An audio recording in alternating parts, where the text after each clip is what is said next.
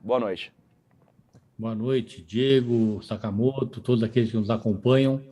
A decisão foi por conta, em primeiro lugar, das características do Tarcísio. Honesto, bom gestor, capacidade administrativa, bom articulador político e conhecedor dos problemas de São Paulo. Nós procuramos identificar, dentre todos aqueles que estavam se apresentando, aquele que reunia melhores condições para administrar São Paulo e de vencer as eleições. Essa foi a razão principal da escolha, no momento em que abrimos a discussão dentro do partido para que pudesse ser analisada a alternativa à candidatura própria, que até então era exclusivamente a única alternativa colocada. Kassab, boa noite. Sakamoto aqui, obrigado por ter atendido o nosso convite. Bem, a gente sabe que a eleição de São Paulo é uma eleição naturalmente nacionalizada, devido ao peso do Estado, devido ao nome dos concorrentes. Nesse sentido, Tarcísio ele é o candidato do presidente Jair Bolsonaro. Significa que você também vai apoiar o presidente Jair Bolsonaro na eleição nacional? As eleições, Sakamoto, no Brasil, infelizmente, ainda comportam as coligações.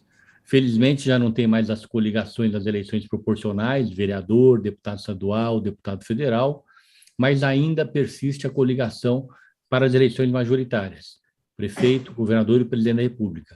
Então, todos os partidos têm no seu universo nacional decisões que são antagônicas, infelizmente, em relação a projetos nacionais. No caso do PSD, nós vamos caminhar para uma solução que não permitirá esse antagonismo. O PSD caminha para, depois de esgotadas as alternativas de candidatura própria, eu me esforcei muito, o partido se esforçou muito para que tivesse candidatura própria, nos esforçamos para viabilizar o Rodrigo Pacheco, que é um dos grandes quadros da vida pública brasileira, depois o Eduardo Leite, também um outro grande quadro da vida pública, acabou não dando certo.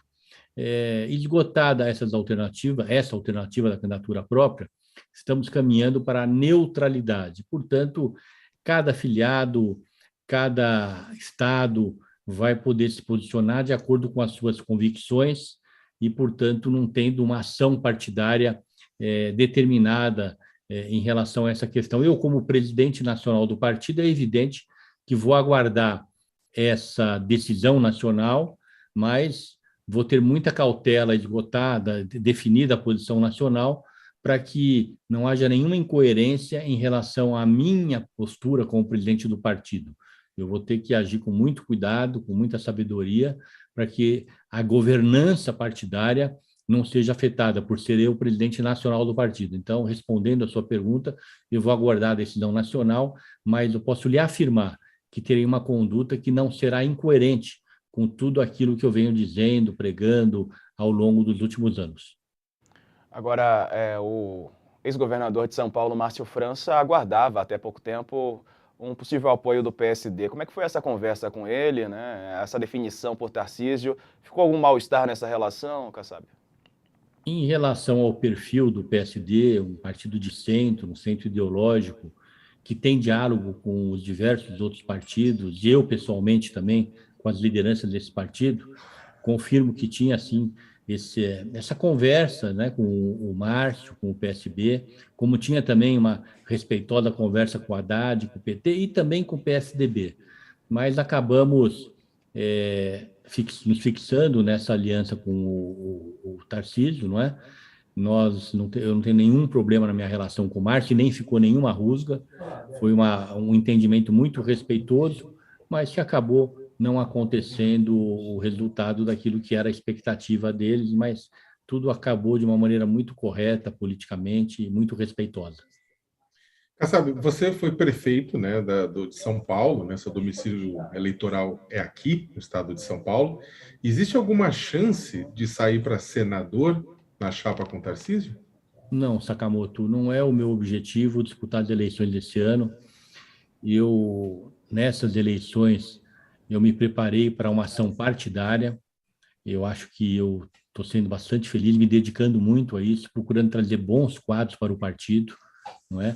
Ana Amélia no Rio Grande do Sul, Raimundo Colombo em Santa Catarina, Ratinho Júnior no Paraná, Calil em Minas Gerais, Rodrigo Pacheco em Minas Gerais, Eduardo Paes e tantos outros aí no Norte, Nordeste, Centro-Oeste, que me impediram de me concentrar num projeto pessoal eleitoral. Então, não está no meu foco. Recentemente, quando havia um diálogo com o Datena, um grupo de liderança dentro do partido pediu que eu colocasse meu nome à disposição para ver se o Datena se animava em ser candidato, não é? Eu, apesar de não ter nenhuma motivação, falei, olha, é para ser suplente, vocês têm a concordância em colocar isso, se isso ajudar para que ele possa aceitar o convite, contem comigo. Mas foi algo exterior e para suplente que não tem nenhum envolvimento de tempo, nenhum compromisso maior que me impedisse de desenvolver mais ações partidárias. Em Minas Gerais, o senhor mencionou aí Calil, né, que tem o apoio do ex-presidente Lula. Em São Paulo, esse apoio a Tarcísio, como é que fica? O senhor falou em coerência também, né? Como é que fica essa questão, já que a gente não vê isso só no PSD, né? Em outros partidos também. Dependendo da região, cada uma região tem um comportamento diferente, digamos assim, no espectro ideológico até, né? É por isso, Diego, que eu tenho dito que sou radicalmente contra as coligações. Eu acho um absurdo um partido existir para apoiar candidato de outro partido. O segundo turno existe para isso, mas a legislação brasileira permite. Nós precisamos tomar muito cuidado que o partido que não se aproveita também dessas regras, ele pode ter um prejuízo enorme. Volto a dizer, por exemplo, em Minas Gerais, na verdade, é o PT que está apoiando o nosso candidato. E é muito bem-vindo, numa aliança muito transparente, muito boa para Minas Gerais. O Calil é um excelente gestor, foi um grande prefeito de Belo Horizonte, e politicamente, eleitoralmente, eu acho que é boa para o ex-presidente Lula e bom para o Alexandre Calil. E é evidente, todos os partidos têm essa situação que a coligação, por existir, permite. Sabe, você é considerado um bom analista político pelos seus pares, né? Como é que você tem visto a eleição, e agora falando da eleição nacional, com relação aos candidatos? Você acha que é possível a eleição se decidir no primeiro turno, seja a favor de Lula ou de Bolsonaro, ou vai obrigatoriamente para um segundo turno? Você acha que uma candidatura competitiva que fuja dessa relação Lula-Bolsonaro é possível, ou vai ser os dois mesmo? Sakamoto, você é um excelente analista, portanto, você sabe que a análise política vale para o dia. Não é? Surge um fato novo hoje à noite, amanhã é uma nova análise. Tanto é que os programas que vocês comandam, eles são diários, não é? E a cada dia uma análise por conta dos novos fatos. Hoje, a eleição está polarizada entre o Bolsonaro e o Lula. Eu não vejo a menor condição de crescer uma alternativa, vejo muitas dificuldades, e o Lula é o favorito. Não é possível que todas as pesquisas estejam erradas. Então, hoje, essa é a análise que eu faço, baseado no meu sentimento, na minha análise política e nas pesquisas. O que me leva a crer também que, por conta dessa polarização, nós não teremos nenhum estado que os dois não tenham no mínimo 30%. Pode ter uma exceção ou outra. Isso levará ao candidato ou aos candidatos apoiados pelos dois ter uma chance de crescimento, porque você chega, seja o Lula ou o Bolsonaro, num estado que tenha 30%, que eu acho que é o mínimo que os dois serão em qualquer estado. Eles vão se dirigir a esse eleitorado que está preparado ou convencido em votar nele e vão pedir o voto para o seu candidato a governador. Então, é evidente que esse eleitorado vai ter a possibilidade maior de votar naquele que o seu presidente está recomendando, o que nos leva a entender que, na maior parte dos estados, o candidato apoiado pelo Lula, o candidato apoiado pelo Bolsonaro, irão para o segundo turno.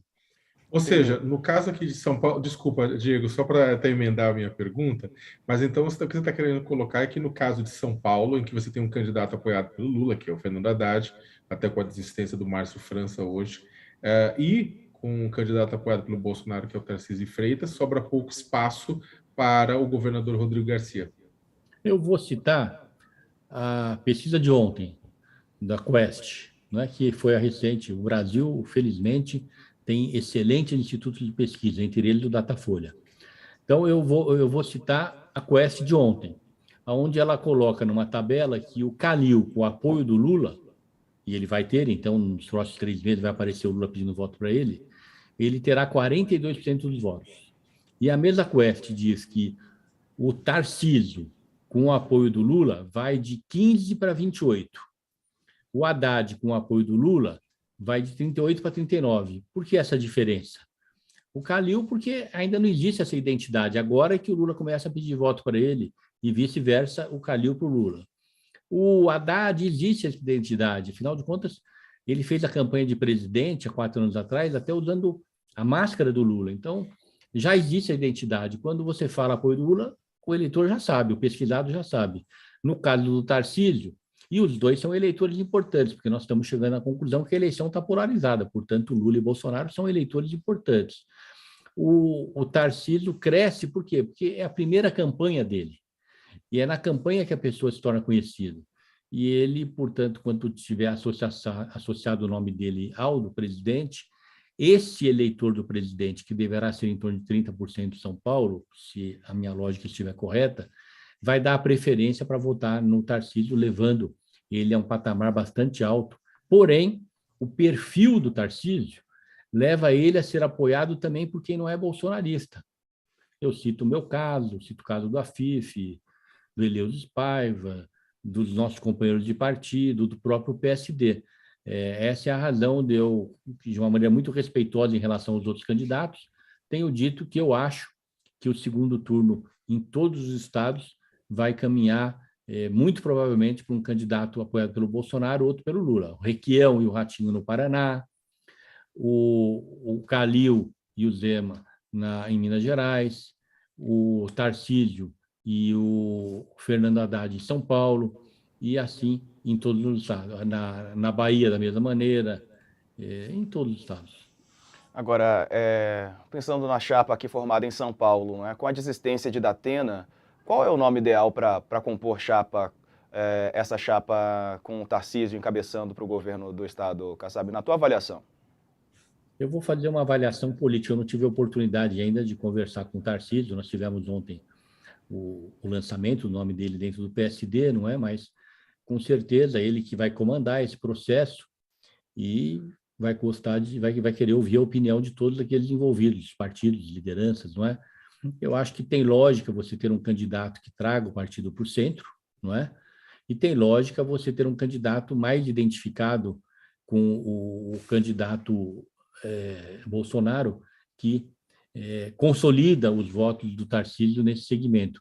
Eu não sei o que a pesquisa vai. Eu assisti uma entrevista dele que ele disse que vai, antes de mais nada, fazer algumas pesquisas para identificar também perfil. E é evidente que, além da pesquisa, vale a análise pessoal, não é? Mas acredito que a análise trazer um resultado que traga como opção ou alguém para levá-lo mais ao centro, e até porque é fácil, porque ele não é assim um bolsonarista extremo, ou alguém para representar o bolsonarismo que consolide a candidatura dele nesse segmento, que é bastante expressivo por conta da candidatura do Bolsonaro. Sabe, falando dessas possibilidades que você levantou a partir da pergunta do Diego, a gente tem ouvido, né, bastante, até porque estão presentes nas pesquisas, nomes que estão mais no campo bolsonarista. O nome da deputada Janaína Pascoal, o nome da deputada Carla Zambelli, o nome do ex-ministro Ricardo Salles, como nomes que são defendidos pelo bolsonarismo para ocupar a vaga de senador nessa chapa. Que nomes? Sim, é claro, não estou falando que você está querendo eleger alguém já, colocar na vaga, mas que nomes que seriam esses que são mais ao centro e que potencialmente seriam excelentes candidatos para o Senado? Eu acho que você tem mais ao centro a alternativa do Paulo Scaff, se ele quiser sair candidato, não conversei com ele. E você tem menos ao centro, mais ligado ao presidente, a figura do astronauta, não é? O Marcos Pontes. Eu acho que são dois nomes que eu tenho lido que podem agradar a todos, não é?